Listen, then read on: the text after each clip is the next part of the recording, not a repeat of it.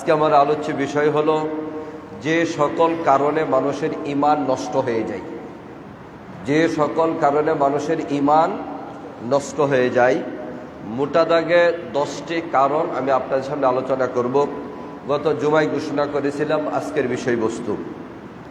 আমি সেই আলোচনা যাওয়ার আগে আজকের এই মাহফিল, গতকালকের মাহফিলে দু একটি কথা, আলহামদুলিল্লাহ গতকালকে যারা আলোচনা শুনছেন, মানে আল্লাহ তাআলা এক একজনকে এক একটা যোগ্যতা দিয়েছেন এক একজনের কথা বলা, কিন্তু শেষ যিনি আলোচনা করছেন তিনি আলোচনা ছিল আমার কাছে সবচেয়ে মানে গ্রহণযোগ্য, মানে খুব ভালো লাগছে আমার কাছে, মানে সবচেয়ে প্রয়োজনীয় আলোচনা ছিল এটা। যাই হোক, আলহামদুলিল্লাহ প্রথম যিনি আলোচনা করছেন তিনিও তথ্যভিত্তিক আলোচনা করছেন, এক একজন আল্লাহ এক একটা দ্বারা দিয়েছেন। তো আমরা চেষ্টা করব আগামীতে আরও ভালো কিছু উপহার দেওয়ার জন্য। শেষে যিনি আলোচনা করছেন অনেকের দাবি ওনাকে যেন আরও রাখা হয়। আসাতে কেরামরা এসে বলছেন যে হুজুর ওনাকে রাখবেন আগামীতে।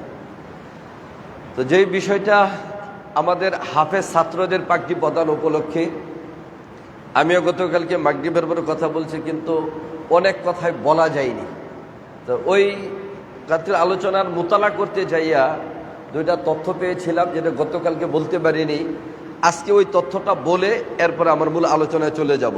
তথ্যটা হলো, উপমহাদেশের একজন বড় লেখক, গবেষক, ইসলামিক চিন্তাবিদ সৈয়দ আবুল হাসান আলী নদভী রহমতুল্লাহ আলাই, মাদ্রাসার ছাত্র উলামা ইকরামরা এর নাম শুনে থাকেন।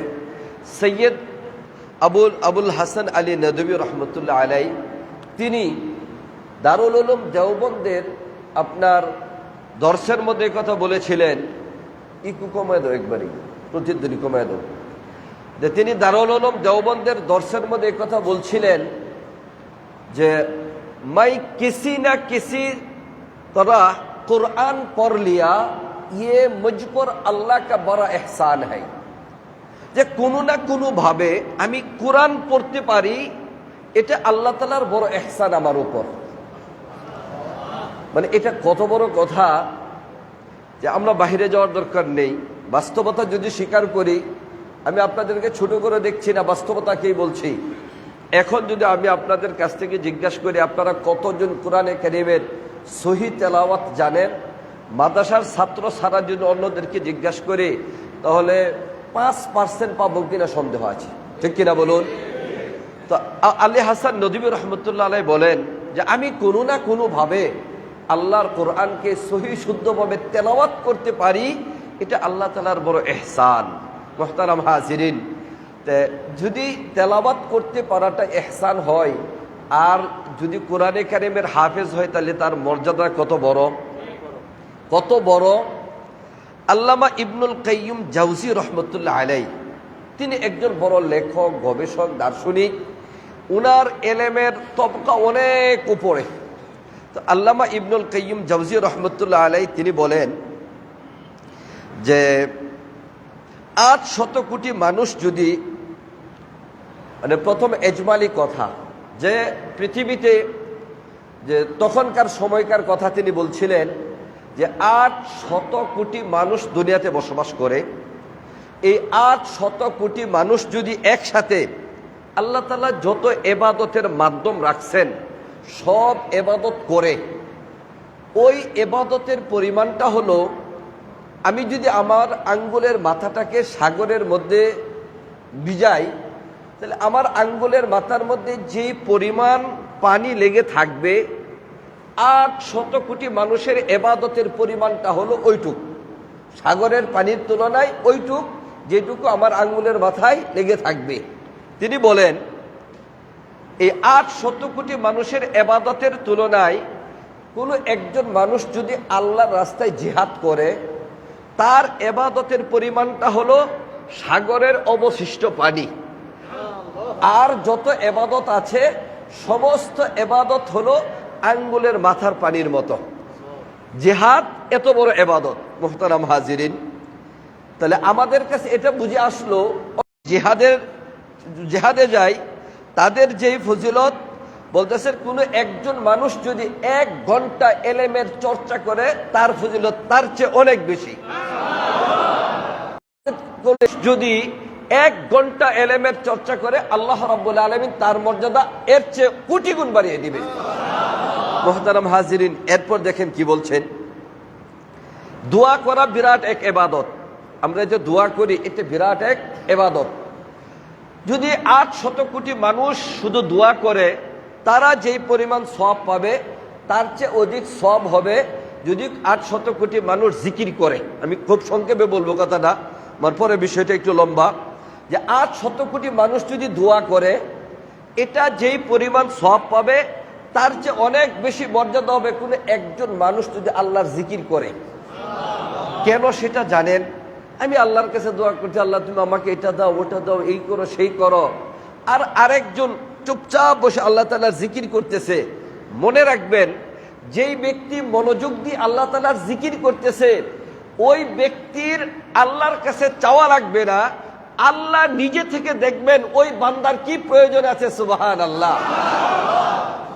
আর যেই ব্যক্তি দোয়া করে সেটা আমাকে ওটা দাও, এটা দাও, ওটা দাও, দোয়া করতেছে, তো আমার জীবনে কোনটা প্রয়োজন কোনটা অপ্রয়োজনীয় আমি কতটুকু জানি, আর আমার মাওলাই করিম তিনি তো জানেন এই বান্দার কি প্রয়োজন আছে, আল্লাহ তাআলা ওইটা পুরা করে দিবেন। এই জন্য দোয়ার চেয়ে জিকিরের মূল্য বেশি। বলেন 800 কোটি মানুষ যদি জিকির করে তারা যেই পরিমাণ সওয়াব পাবে তার চেয়ে বেশি সওয়াব পাবে কোনো একজন ব্যক্তি যদি কোরআনে কারীমের তেলাওয়াত করে। 800 কোটি মানুষ জিকির করলে যেই পরিমাণ সওয়াব তার চেয়ে বেশি সওয়াব পাবে একজন মানুষ যদি কোরআনে কারীমের তেলাওয়াত করে। কেন সেটা? কোরআনে কারীমের তেলাওয়াত আল্লাহর কালাম। আফজালু যিকরি তিলাওয়াতুল কোরআন, লা ইলাহা ইল্লাল্লাহ, সুবহানাল্লাহ, আলহামদুলিল্লাহ। এই যে জিকির আছে এটাও জিকির, কিন্তু এই জিকিরগুলোর মধ্যে সবচেয়ে বড় জিকির হলো কোনটা? কোরআনে কারীমের তেলাওয়াত। এই জন্য 800 মানুষের জিকিরের তুলনায় কোরআনে কারীমের তেলাওয়াতের মর্যাদা আল্লাহ তাআলার নিকট অনেক বেশি। এরপরে বলেন, কোনো ব্যক্তি যদি একাকী কোরআনে কারীমের তেলাওয়াত করে আর এই তুলনায় কোনো ব্যক্তি যদি নফল নামাজ পড়তে থাকে, নফল নামাজের মধ্যে কোরআনে কারীমের তেলাওয়াত করে, নরমালি বসে তেলাওয়াত করলে যেই পরিমাণ সওয়াব তার চেয়ে অনেক বেশি সওয়াব আল্লাহ তাআলা দান করেন ওই তেলাওয়াত যদি নামাজের মধ্যে করা হয়। সুবহানাল্লাহ। আর নামাজে তেলাওয়াত করার মর্যাদা নরমাল তেলাওয়াতের চেয়ে অনেক বেশি। আল্লাহ তাআলা বলেন, এরপরে বলেন যে কোনো ব্যক্তি 800 মানুষ যদি নামাজ পড়ে আল্লাহ তাআলা তাদেরকে যে সওয়াব দান করবেন, কোনো একজন মানুষ যদি মানুষকে আল্লাহর পথে দাওয়াত দেয় তার মর্যাদা তার চেয়ে আরো কোটি গুণ বেশি। এরপরে বলতেছেন এই দাওয়াতের মর্যাদার চেয়ে জিহাদের মর্যাদা বেশি। জিহাদের মর্যাদার চেয়েও কোনো একজন মানুষ যদি এলেমের চর্চা করে আল্লাহ রাব্বুল আলামিন তাকে ওই জিহাদের মর্যাদার চেয়ে কোটি কোটি গুণ বেশি সওয়াব দান করবেন।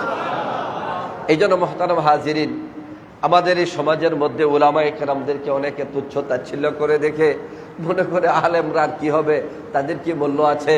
পৃথিবীর সমস্ত মানুষ যা ইবাদত করবে আর একজন কওমি মাদ্রাসার ছাত্র 1 ঘন্টা ইলমের চর্চা করবে, হাফেজ সে 1 ঘন্টা হেফজ করার জন্য মেহনত করবে, আল্লাহ রাব্বুল আলামিন দুনিয়ার সকল ইবাদতের চেয়ে অধিক সওয়াব দান করবে। যাই হোক মুহতারাম হাজিরিন, আমার দিলের মধ্যে কথাটা ছিল আপনাদেরকে শোনাইলাম। প্রিয় হাজিরিন, আজকে আমার আলোচনার মূল বিষয় হলো যে সমস্ত কারণে আমাদের ঈমান নষ্ট হয়ে যায়। ঈমানের প্রয়োজনীয়তা কতটুকু আমরা সবাই জানি। আমি এই দুনিয়াতে যে কোনো আমল করি না কেন, এই আমল আল্লাহর দরবারে গ্রহণযোগ্যতা পাওয়ার জন্য ঈমানের কোনো বিকল্প নাই। আগে আমার ঈমান আনতে হবে, এরপরে আমি নিজেকে মুসলমান দাবি করতে পারি। এরপরে যা আমল করব সব আমল যেটা ইবাদতের নিয়তে করব, সহি নিয়তে করব, এটা আল্লাহর দরবারে কবুল হবে, এর থেকে সওয়াবের আশা করা যায়। আর যদি কোনো ব্যক্তির ঈমান না থাকে, সে যত নেক আমল করুক না কেন, যত ভালো কাজ করুক না কেন, যদি ভালো কাজ করে তাহলে এর বিনিময় দুনিয়াতে পাবে, পরকালে তার কোনো বিনিময় আশা করতে পারে না। আমার কথা বুঝতেছেন আপনারা? আওয়াজ ক্লিয়ার শোনা যায়? মুহতারাম হাজিরিন, অনেক হিন্দু আছে দান খয়রাত করে, মানুষের উপকার করে, সহযোগিতা করে, এটা ভালো কাজ না। বলতেছেন সে অমুসলিম হওয়ার কারণে সে যে ভালো কাজটুকু করতেছে তার বিনিময় আল্লাহ তাআলা তাকে দুনিয়াতে দিয়ে দিবে। ঈমান না থাকার কারণে পরকালে তার থেকে কোনো বিনিময় সে আশা করতে পারে না। মুহতারাম হাজিরিন, আর ইমানের কদর, ইমানের মূল্যায়নটা পরকালে কি পরিমাণ? পরকালে ইমানের মূল্যায়ন হলো, কোনো ব্যক্তি যদি ইমান নিয়ে পরকালে যাইতে পারে, তার জীবনে যদি হাজারো অপরাধ থাকে, হাজারো গুনাহ থাকে, যদি তার ইমানটা ঠিক থাকে, একদিন না একদিন জাহান্নামের আগুন থেকে মুক্তি পেয়ে জান্নাতে যাওয়ার আশা করতে পারে।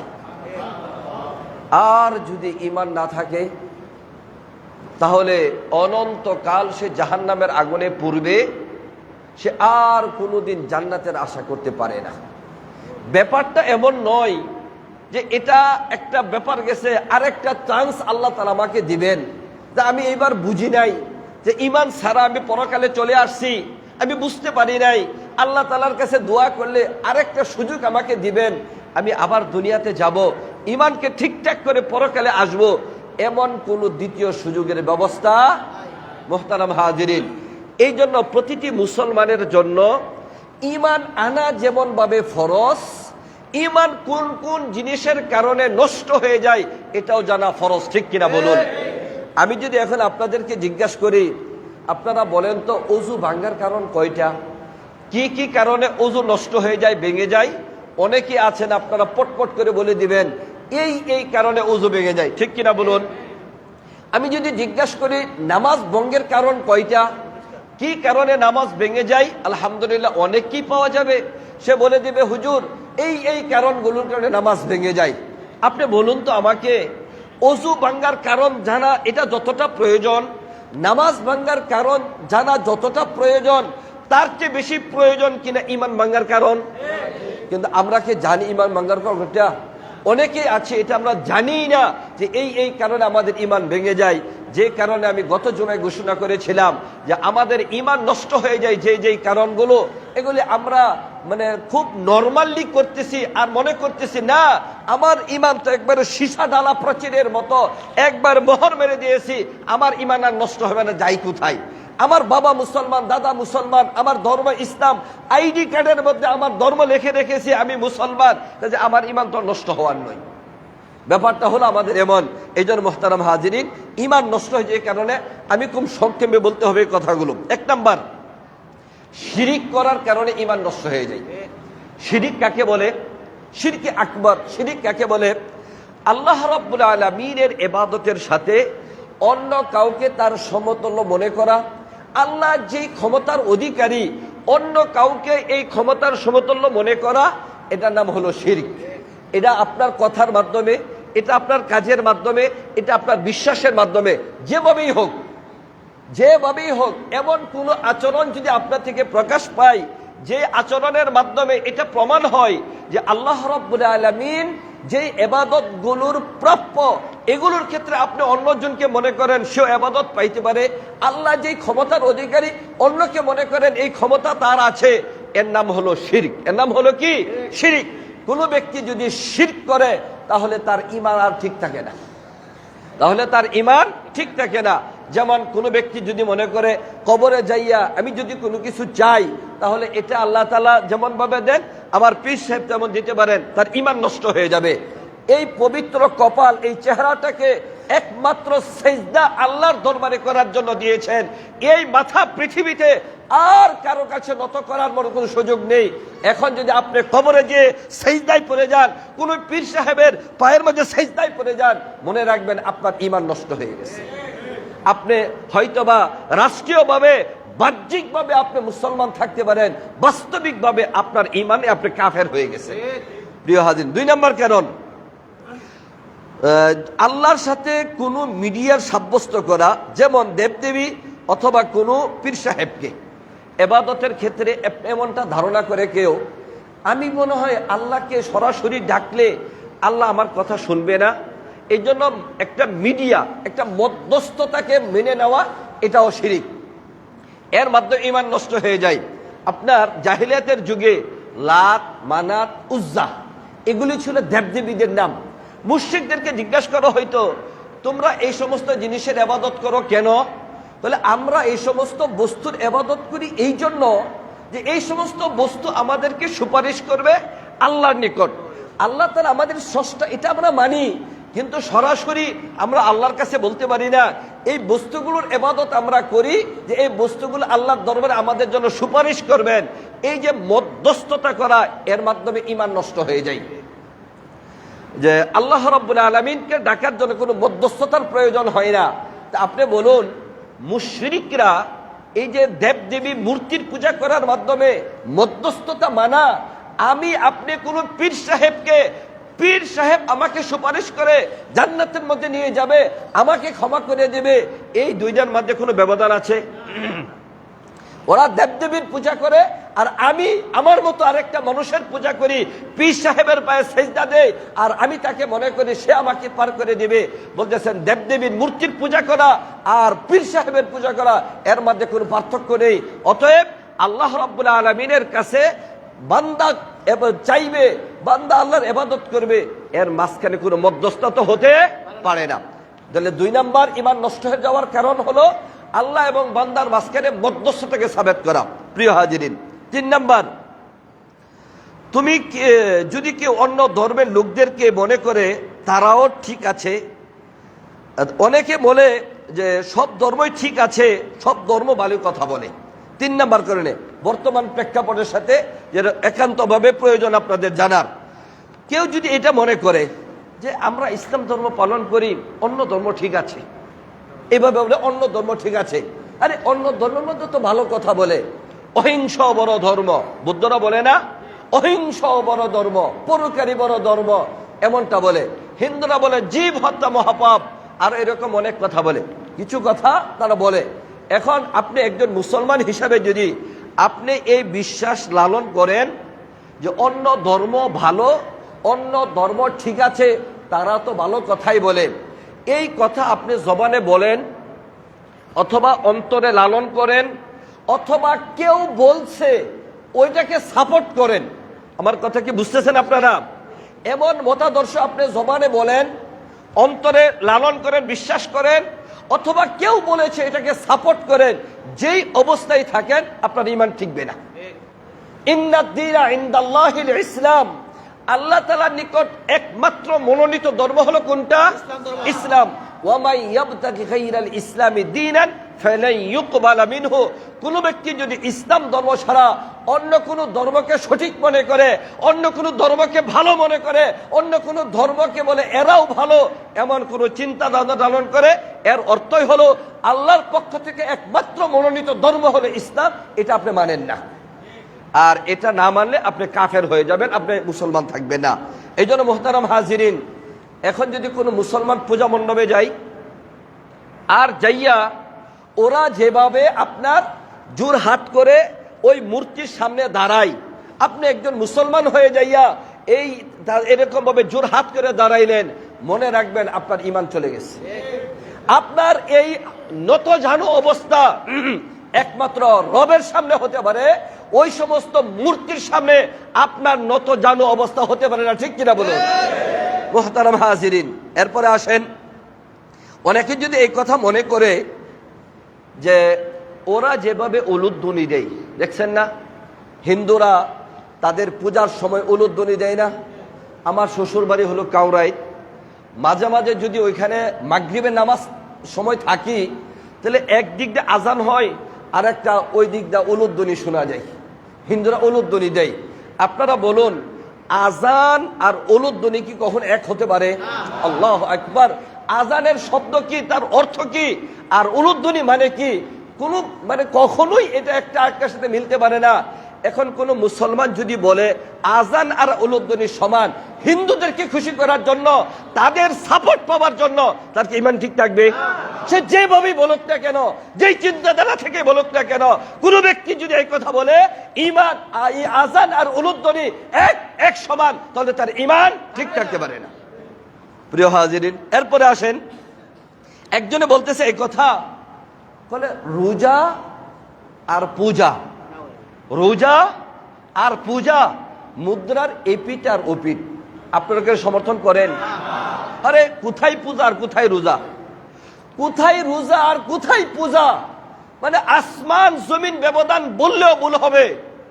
আর একজন বলতেছে যে রোজা আর পূজা বলে একটা হয়ে গেছে, নাউজুবিল্লাহ।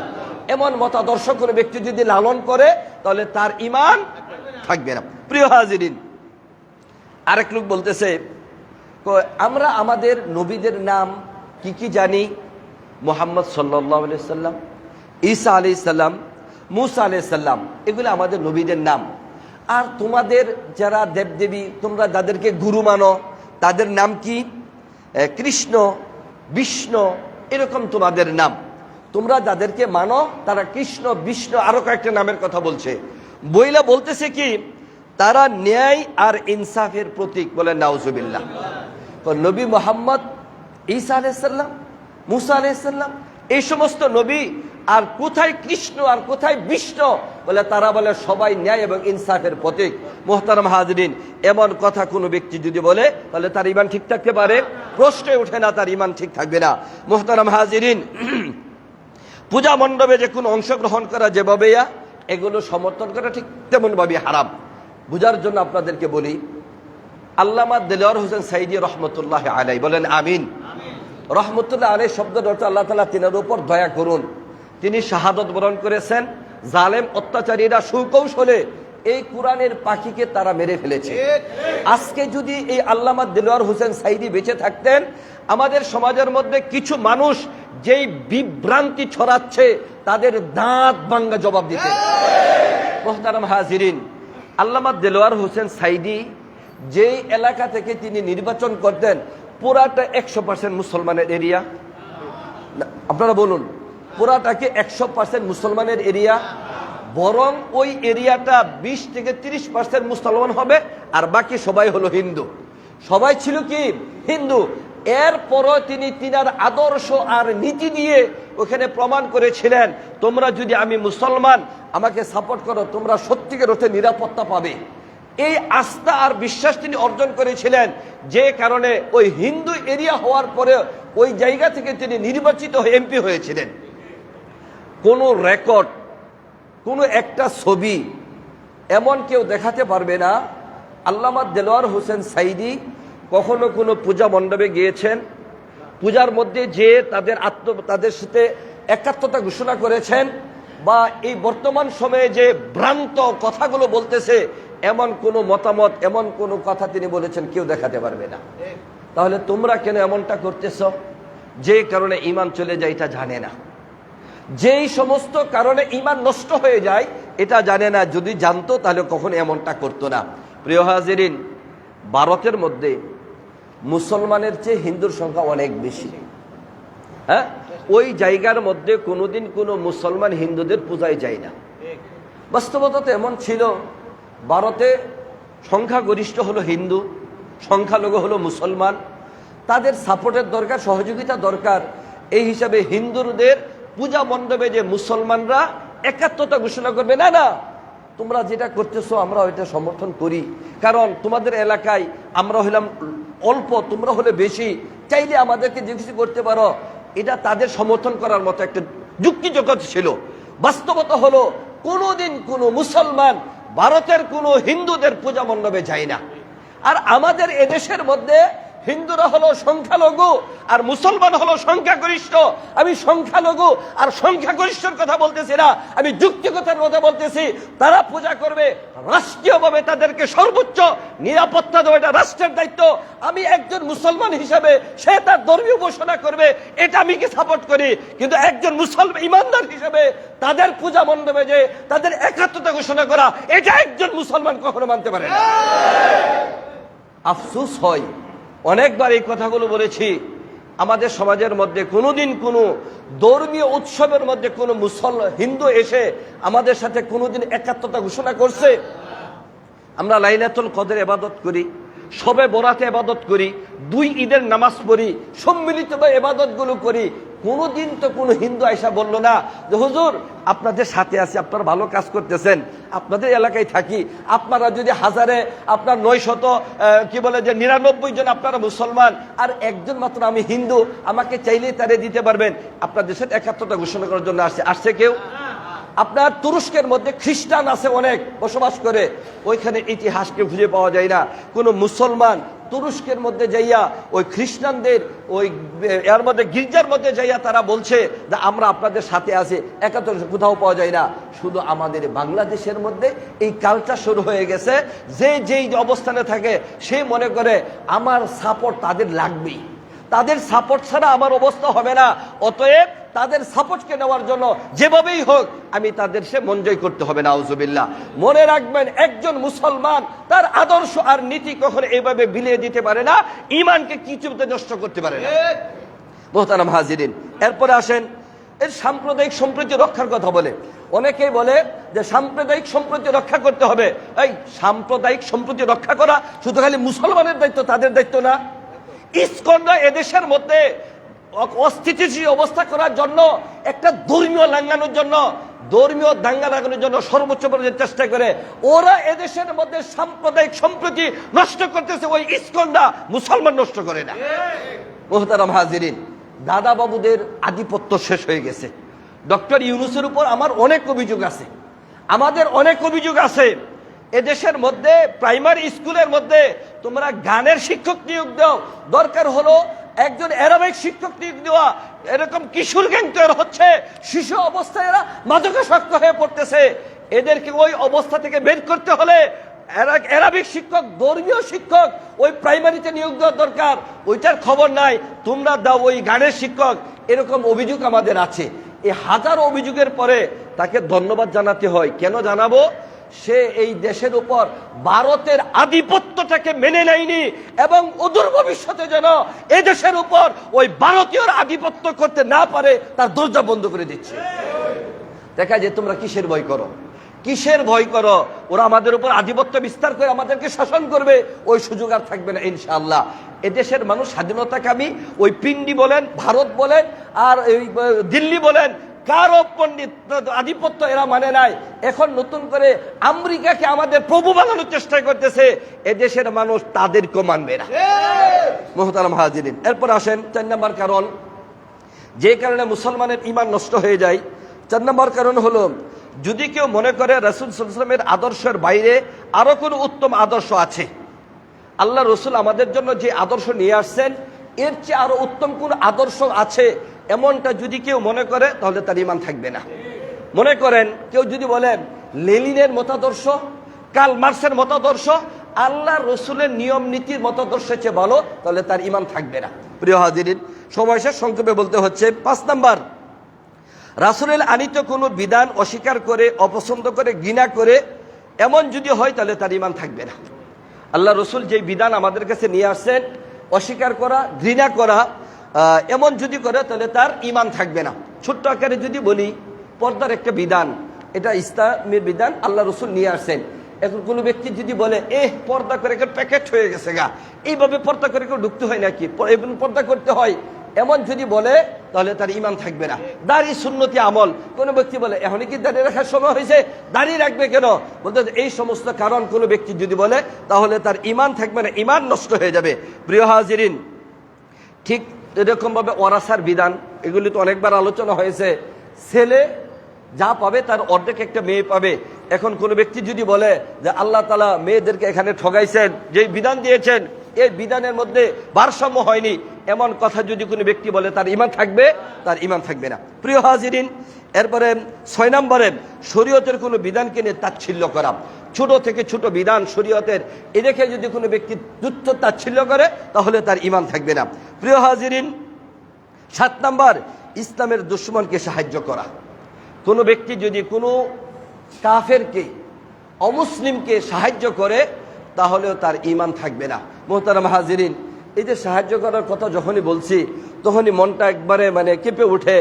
ইদানিংকার সময় যখন আমরা দেখতেছি ফিলিস্তিনের মধ্যে একটা যুদ্ধবিরতি হয়েছে, ফিলিস্তিনের মুসলমান স্বাধীন মতে থাকার একটা ব্যবস্থা হয়েছে, তখনই আমরা কি দেখতেছি, আমরা পাকিস্তান এবং আফগানিস্তানের মধ্যে যুদ্ধ লেগে গেছে, তারা একজন আরেকজনের মধ্যে আক্রমণ করতেছে। আমার এটা বুঝে আসে না, এই দেশের রাষ্ট্রপ্রধান যারা আছে তারা কি বুঝে না?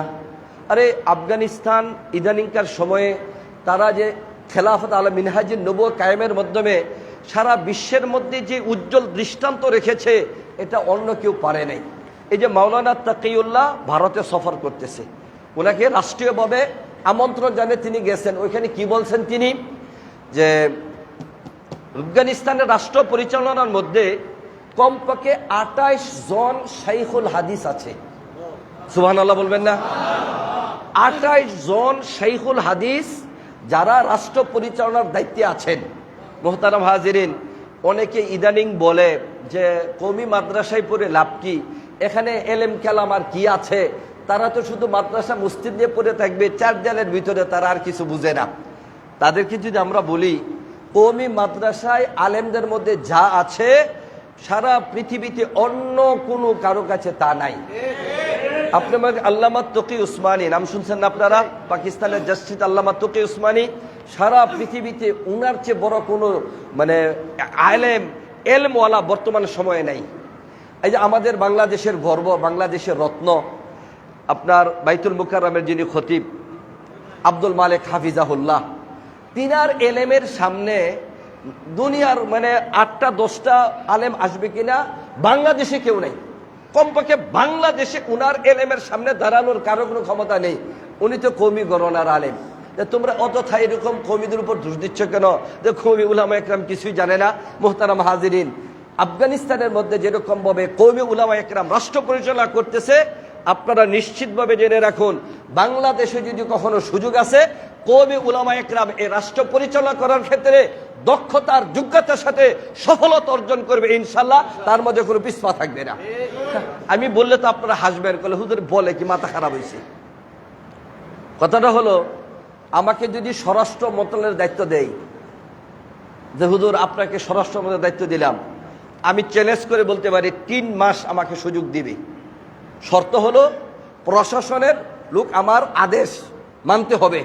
আমি 3 মাসের মধ্যে এদেশ থেকে দুর্নীতি দূর করব, ঘুষ দূর করব, সুদের লেনদেন দূর করব, মাদক দূর করব, যৌতুক দূর করব, এর মধ্যে এক পরিমাণ কমতি থাকবে না ইনশাআল্লাহ।